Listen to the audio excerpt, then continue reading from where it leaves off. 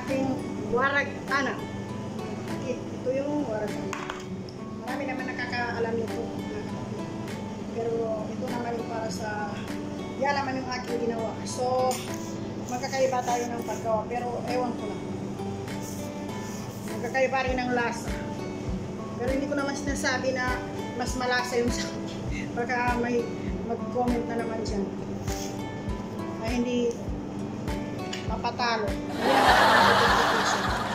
Ang ginano ko lang, ito yung warag anab namin. Ayan, so tignan natin yung ayan, kakaluto lang yung kinuha ng amo ko. Sabi ko, baliktarin muna natin bago ka magkuha. Ito yung ano,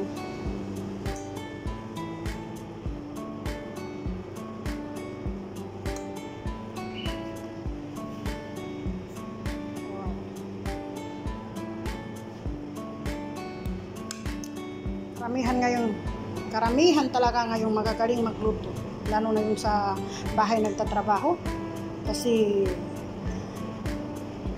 sila yung mga nagluluto. Ayan mga kapatid, mashallah, Allahumma salli ala Muhammad wa ali Muhammad, ang ating warag anab.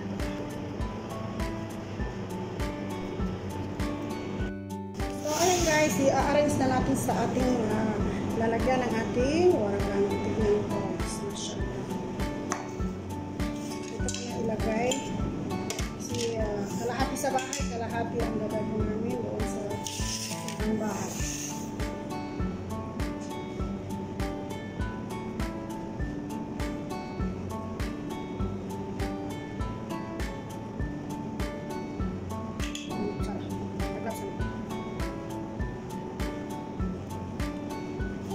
Ayan, maglagay na tayo, mag-arrange tayo ng ating warag anab. Adi.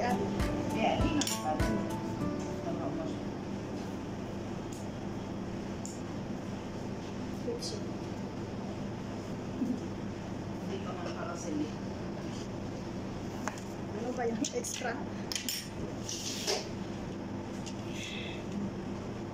Arrange tayo dito.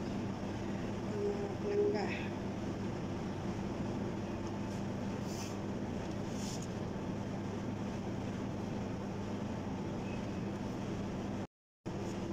Okay na.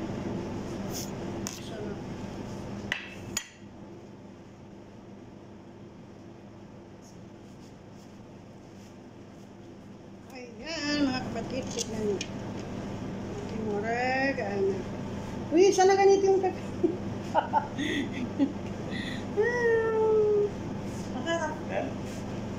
Bakit? Magawag ba ako hindi masarap? Para ano pa yung pagod ko hindi masarap? Sige mo ah. Ayan, nandito na yung ating warag anab.